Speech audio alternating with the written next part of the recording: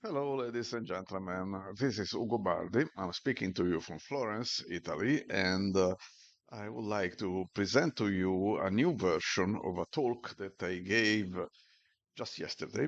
Yesterday it was September 19th of 2024, and I was speaking virtually at this meeting that held in Bishkek in Kyrgyzstan.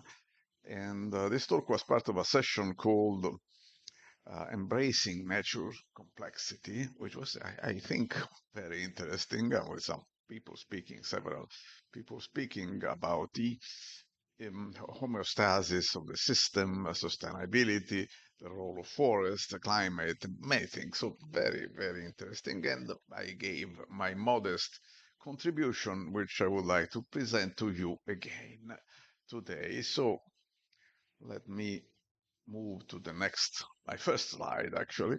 First slide, I was concentrating on the concept of Earth's metabolism.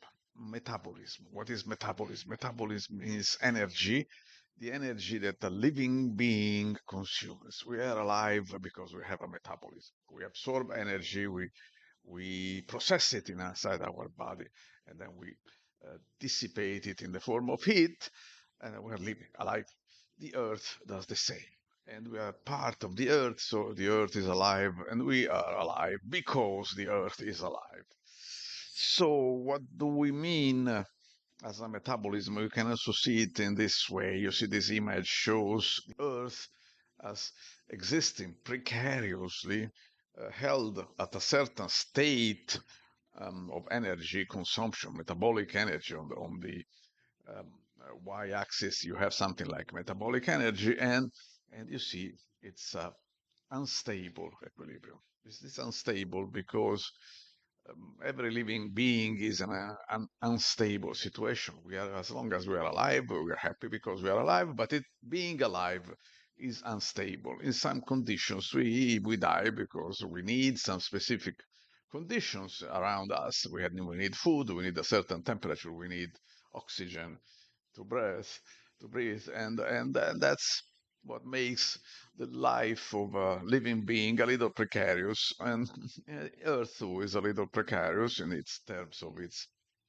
um, regulation. It is kept where it is alive, as a tool, because of certain internal cycles with continuous balance control the exchange of energy from the sun dissipated then into space. And the main cycles, the main processes which create this stability, this homeostasis of the earth, you can recognize them actually if you know a little chemistry. The first reaction here, it's you recognize it is photosynthesis.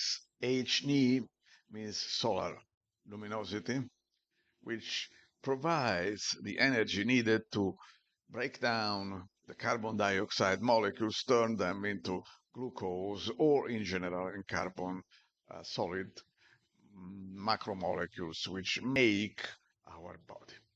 And that's the photosynthesis process. It is made inside plants and provides this. Every one of us is made of carbon atoms, which were made by plants, and even before the CO2, which was turned into us by plants, was outgassed by the depth of the earth, because the earth continuously provides CO2 into the atmosphere. Otherwise, it will disappear in a few 100,000 years. The other reaction, if it has to be a cycle, it has to cycle, it has to return. The products of the reaction have to be turned into reactants of another reaction, and the cycle goes on. And below you see the reaction of respiration. Respiration is exactly this. It is how oxygen, that we breathe oxygen, we consume organic molecules, mainly glucose, but not just that, turning it back into carbon dioxide and water. And energy in this case is in the form of the molecules called ATP, which provide the energy for everything which goes on inside of our body, which is a very complicated story, but everything is correlated. The system is incredibly complex, but the basic elements are not so impossible to understand. So let's move on. A point that I would like to note here is that all this metabolic thing that we are working on, we work on the basis of it, can exist because there are three main gases in the Earth's atmosphere. And people have noted long before that there is much more oxygen than CO2. CO2 is very small. People often say, well, with such a small concentration of CO2, why is people so worried about CO2? 0.04%. It's nothing. And so why should it change the Earth's temperature? It's completely wrong. So wrong, incredibly wrong. Small amounts of things can make enormous changes in complex systems. In a sense, you can remember the butterfly effect. A butterfly flaps its wings in, say, in Brazil, and it causes a hurricane in New York. But it's a basic chemistry concept. It is called catalysis. Catalysts are usually very small amounts of something, and they can cause enormous changes. Without CO2, nothing on this planet would be alive. And 0.4% is already it's enough in a sense, but it may not. You may ask why so little? Why not more than that? If CO2 is necessary, why so little? And the same for oxygen. If it is necessary, why do we have this value? And neglecting for now the H2O, which is another story, I would like to think and maybe to convince you that these concentrations are not random, are not casual, are the result of the equilibrium, the homeostasis of the system, which is adapted for these concentrations because it is an evolutionary process which leads the system exactly to that. Let me explain to you. Let's consider first oxygen, and we take the long view over the whole Phanerozoic eon, which is 565 million years of span. And at the beginning, oxygen was very low. There were no animals, no vascular plants. If you like to call animals, also the single-celled creatures, you can call them animal if they are zooplankton. But we are metazoa. Metazoa means multicellular creatures, so complicated, or entities which stumble around on Earth. So little oxygen, there was no animals, no metazoa. Then at some point, around 400 million years ago, a little later, oxygen starts appear in relatively large amounts, and animals, metazoa, appear. The two things are not, one is not cause of the other. You have to be careful about that. In complex systems, there is no cause and effect. There is interaction. There is always feedback. So oxygen creates larger animals, multicellular animals change the parameters of the system and generate more oxygen. Is a long story, but that's what we see. I just wanted to show you the oxygen concentration has been more or less constant over this long period of time. We're discussing about something like 400 million years. And why is it so relatively constant? Because there are limits. Essentially, much more complex than this, but as a first approximation, oxygen is kept in check by fires, forest fires. If you have too much oxygen, it will burn things, and so it will be taken down. At least this is what is believed mostly. Probably, I'd say it is true, in my modest opinion. So we may like to have more oxygen because oxygen makes things move faster, but we cannot because things move so fast that everything burns. And notice that oxygen has become a little lower during the past few tens of millions of years ago. There are reasons for that too, but let's not go into that now. Now let's go see the other important gas, carbon dioxide. which is very interesting because it's really it is the critical point. This molecule does everything in the ecosphere.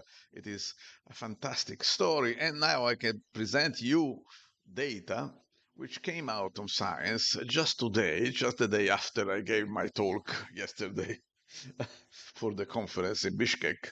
So now I have better. Uh, the change has not been so large, but we have better data, more updated. And what you see here, excuse me, there it is.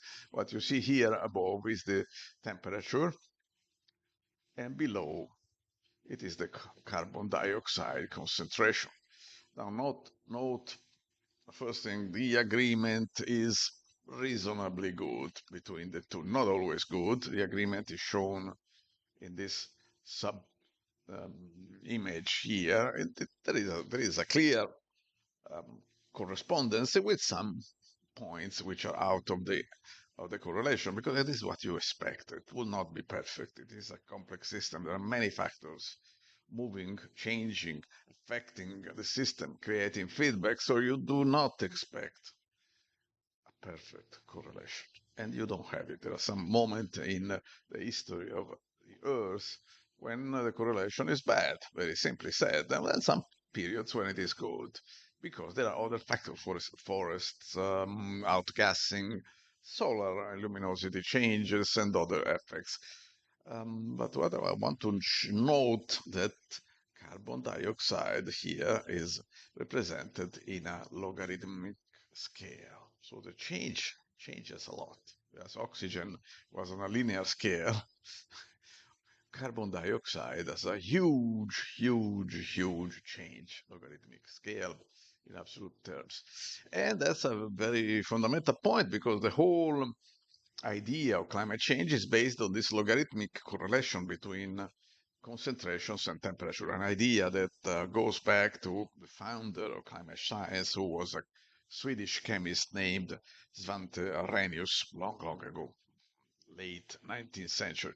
And he was right in so many things. Well, anyway, so we have another correlation, and we could say a lot of things in this diagram, but what I want to show you, to have you notice, is how we live in a period, we live at the extreme right of this graph. And we are at the end of a long period of cooling of the Earth, which goes together with a long period of reduction of the CO2 concentration. Really, if you look at the figure well, you see that there has never been such a low concentration of CO2 on this planet ever before now. It's a trend that started way before humans existed. Humans have been existed here for a few million years at best, but this trend has about 50 million years of span. There are reasons for this trend. Could speak about that for a long time, but anyway, for the time being, let's just say that we have been moving along this road for some reasons, which there are reasons. Everything which happens on this planet has reasons to happen. But we found ourselves, we emerged as our ancestors emerged as human beings with the big brain we have about 3 million years ago, even less than that, and in a period in which there was so little CO2. And there are reasons for that. I'll get into that more later. Anyway, what we are doing now, as you all know, if you follow the debate, is that we changed everything. We interrupted the trend, a trend that was lasting for 50 million years, and now, bang, we go up. And then what happens? We're changing things. Okay, the first thing that you know is that, okay, climate change, global warming, extreme events, and floods, and ice cap melting, and all that. But I'm not going to discuss that because it is well known. I would like to notice a few things that CO2 does. Is increase in concentration of CO2 noticeable. We are back to more or less the times at the beginning of the diminishing trend. And what is the effect? The chemical effect, not just temperature effect, but the chemical effects. And one is global greening, because people say, you have noticed, people say, oh, CO2, we have more, it is good, it is food for plants, so plants grow better. They do. It is within some limits, it is true. We think in general this effect would be would it happening for up to about 600 parts per million. We are now 420.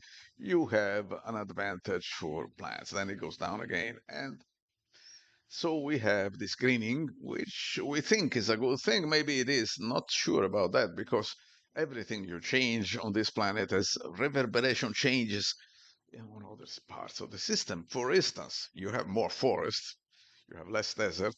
Good. Yes, it is good, but it is bad for the seas, because the seas, the life inside sea depends on dust, fertilization by dust, which comes from the deserts. So less deserts, more life on land, less life in the oceans, and so many things. Don't think that you can improve food production with this trick, because you increase the yield of crops, of cultivations in terms of weight, but not in terms of nutritional value. Because what you do, you get more weight, but it's mostly water.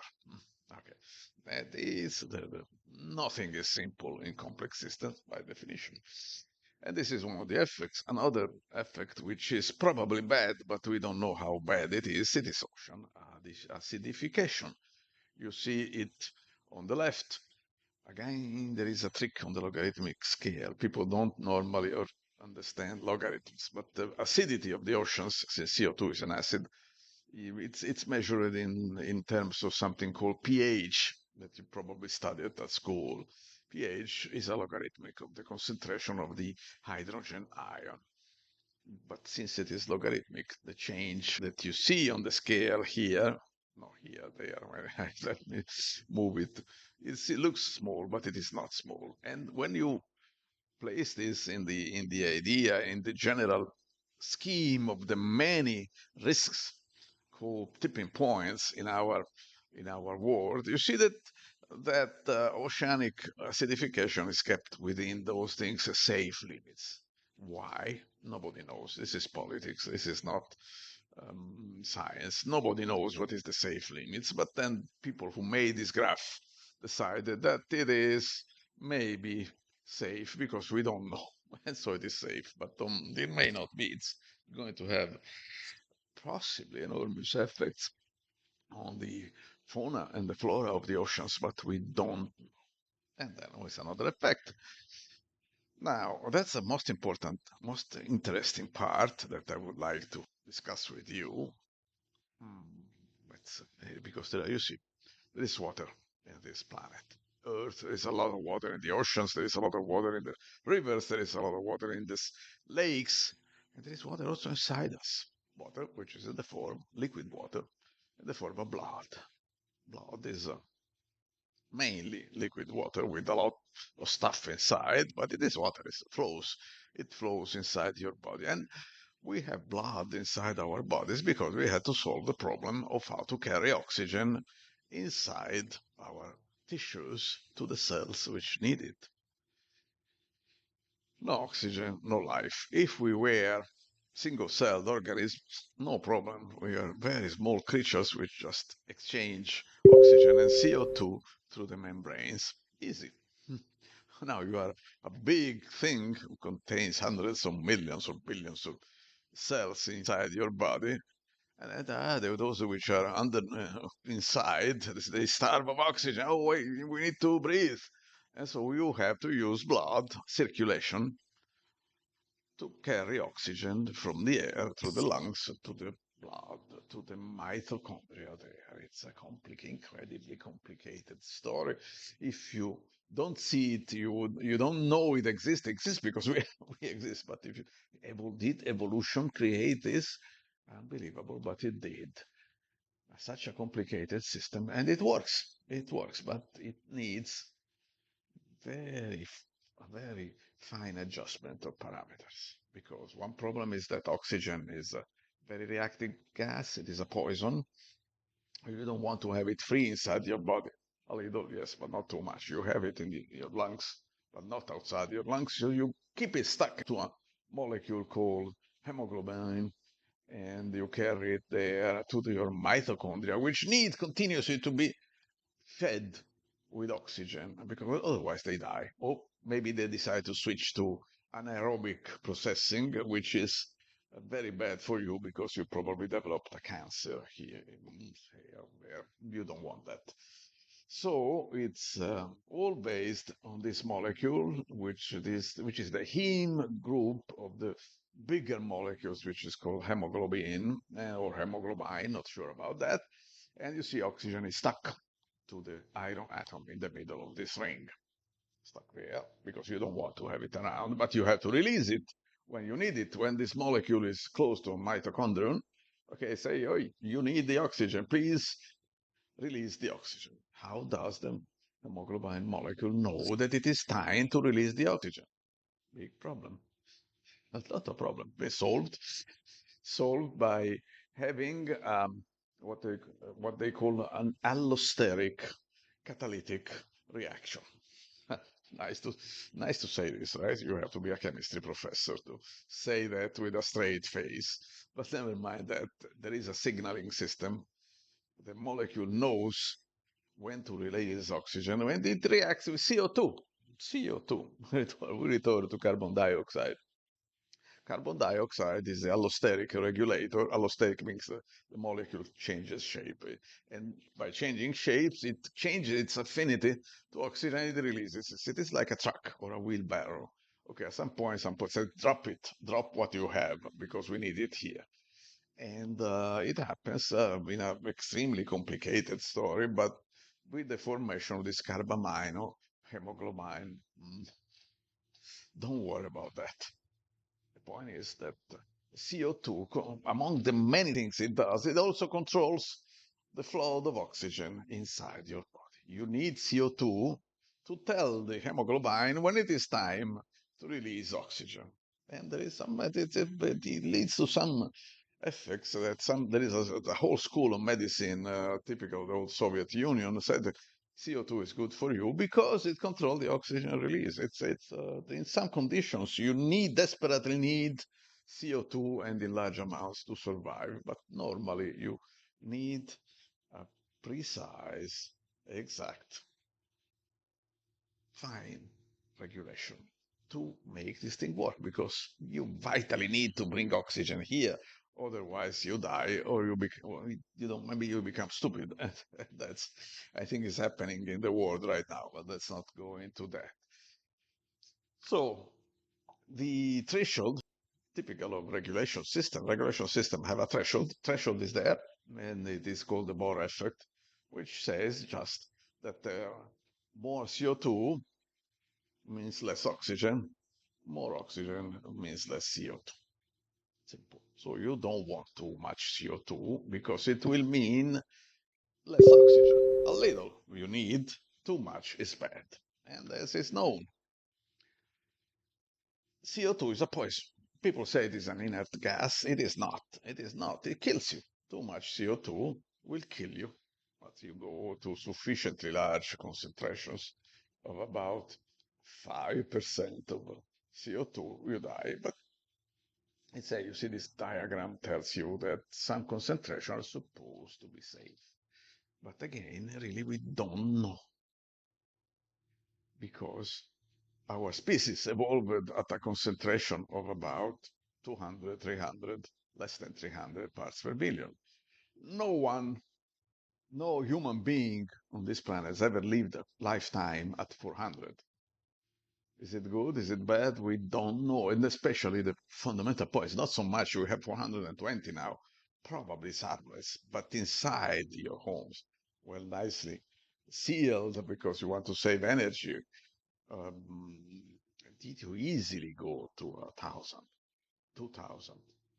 You can make measurements using simple instruments you can buy for $50 on the web And you will see easily that in your home there may be 500, 600, which is probably okay. When there is a lot of many people in a room, you go 1200 in a classroom, you can have 2000 in a theater by easily 200, 2000 and more, which is not necessarily bad, but we just don't know. We don't know what the effect will be, especially since we're keeping the concentration of CO2 increasing 3 parts per million every year, more or less, which means that we grow, we grow, we grow, we go into something that we have no idea what the effect could be. And I would like to now to go to a point that I find very important, which is there is an evolutionary aspect of CO2, and I would like to present to you a hypothesis that the large number of neurons we have in our brains is mainly the result of the low CO2 concentrations in the Pleistocene, which is the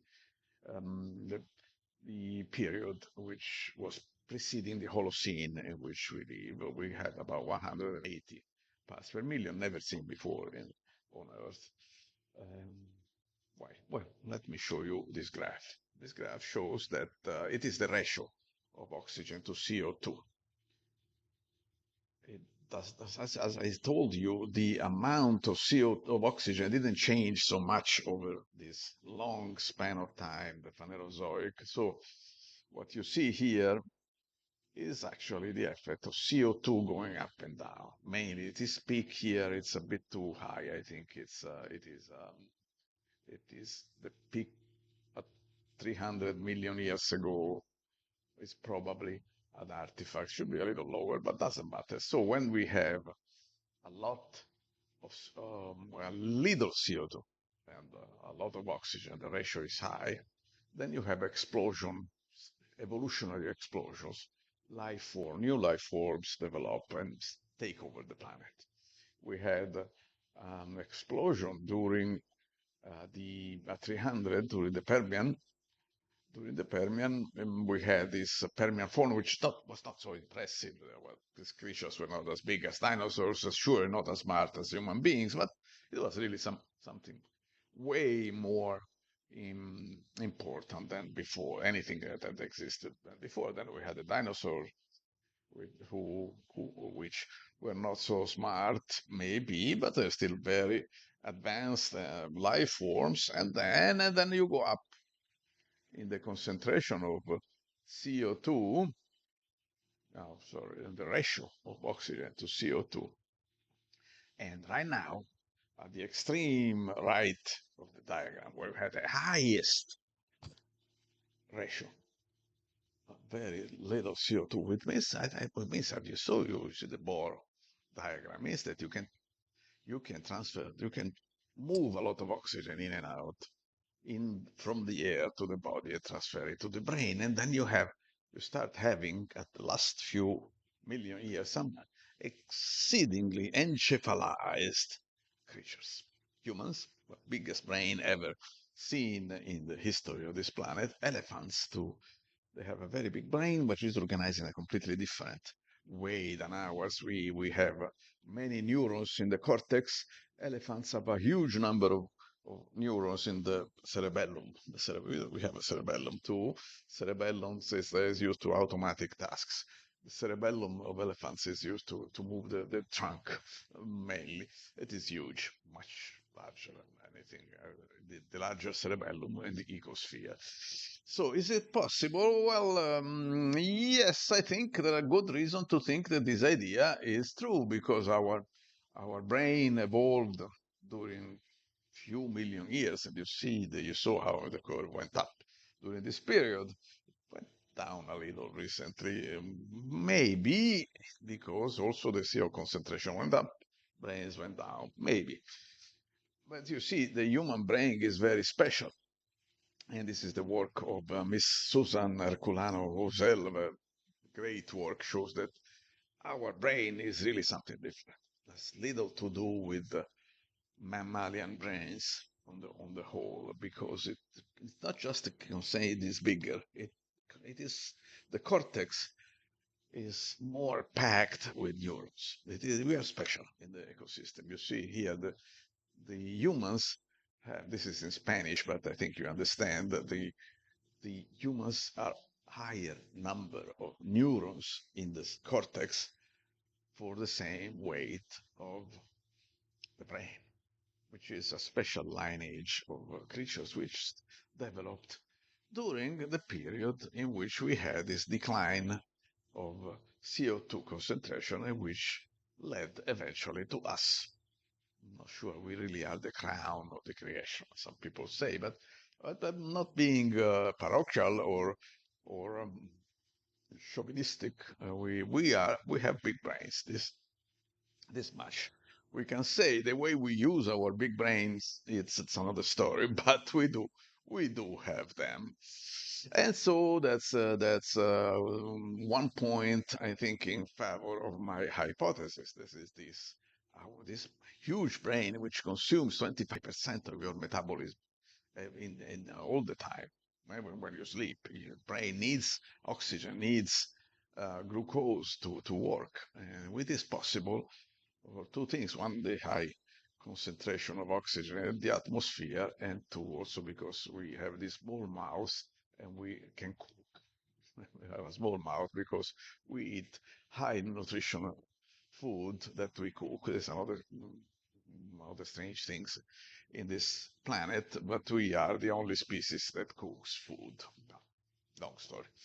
So anyway, the big problem is that not only it is a story of evolutionary thing over the past million, 10 millions, 100 million years ago. It is now. We can see it.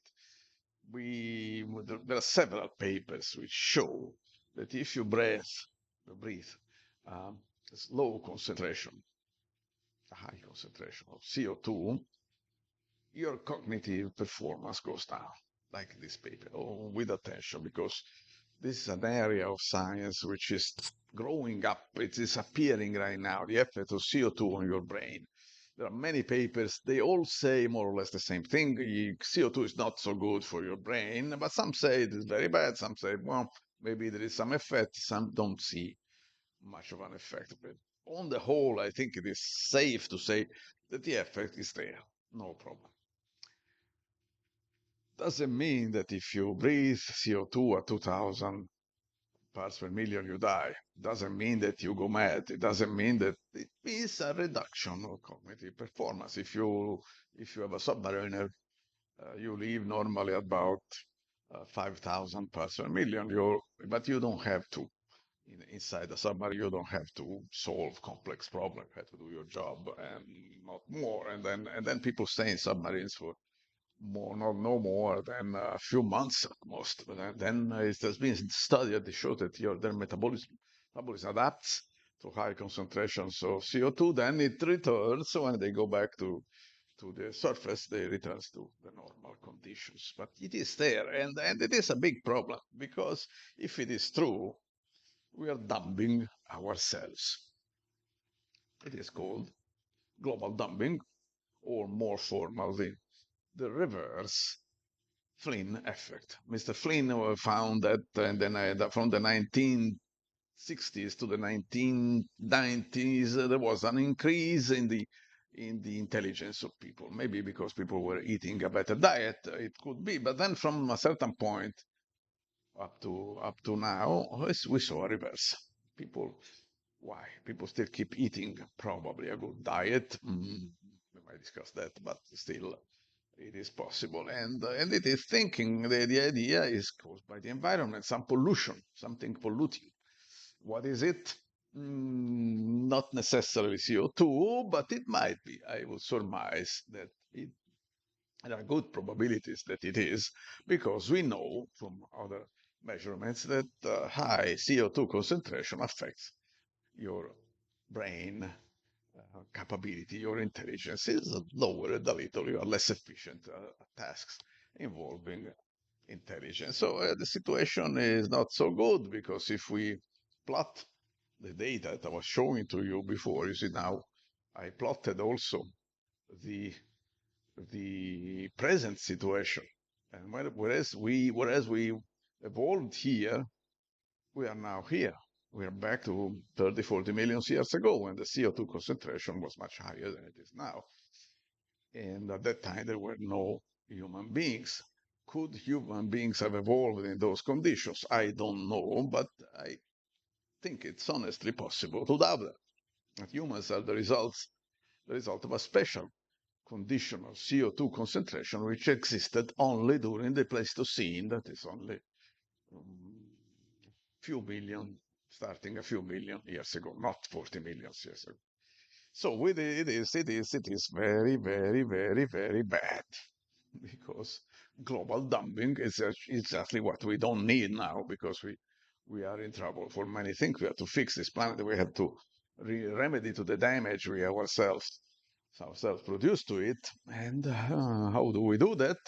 Good point. I hope we find a way, but I think I would close it here after half an hour, more than a half an hour talk, summarizing the roles of CO2, but I am not going to this list reading. You see, there are many things which are additional and perhaps more worrisome than climate force, and in particular, this idea of global dumping, and which I think I would like to thank my sponsors, which mainly since I am retired. I'm not sponsored by university anymore, but I found good sponsors and the Godeskaya and Lord Ganesha. And I think I close with this, which I think is the main proof we have that global dumping is happening because you just turn on the TV and you see it ongoing.